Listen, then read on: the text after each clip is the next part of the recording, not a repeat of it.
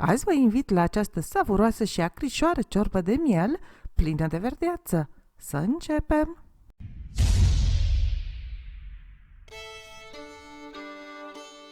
Aveam la congelator un cap de miel adus de socrii mei de la țară de pe lângă Sibiu. Am spălat bine carnea ca să elimin sângele înainte de a-l pune la fiert în 4 litri de apă, în care am pus și o lingură de sare.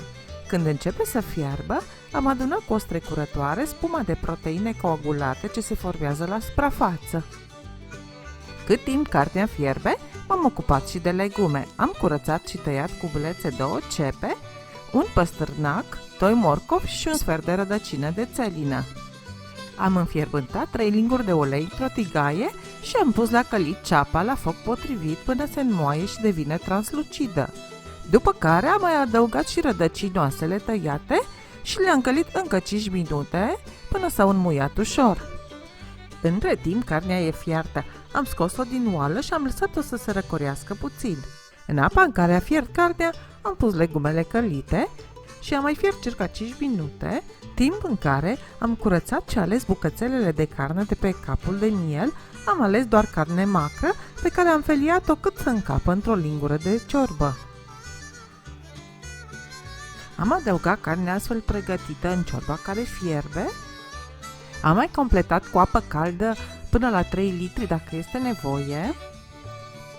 Am pus și 2 linguri de orez, o linguriță piper boabe, o linguriță pastă de ardei, o jumătate de pahar de bulion de roșii și am mai fiert circa 8-10 minute până este gata orezul. În acest timp am curățat și tăiat mărunt și o legătură de pătrunjel verde. Am tăiat mărunt și niște tarhon păstrat în oțet, l-am scurs bine înainte de a-l mărunți și pentru că acum în miez de iarnă nu am găsit leuștean proaspăt, am pregătit 3 linguri de leuștean uscat să-l am la îndemână. Tocmai am verificat dacă orezul din ciorbă este fiert, e gata. Acum potrivesc la gust cu sare, circa 2 lingurițe jumătate de sare. Am luat de pe foc ciorba și am adăugat verdeața. E gustoasă și ușurică, așa simplă, cu multă verdeață. Eventual mai putem acri puțin cu zeamă de lămâie sau oțet atunci când o punem porționată în farfurii, dar avem și opțiunea de a o trege.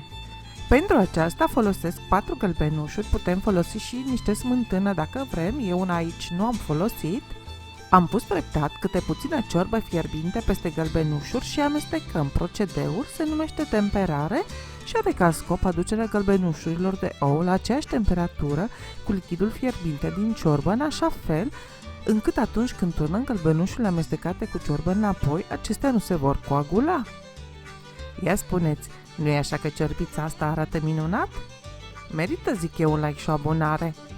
O zi rodnică și minunată vă doresc în continuare. Bye bye!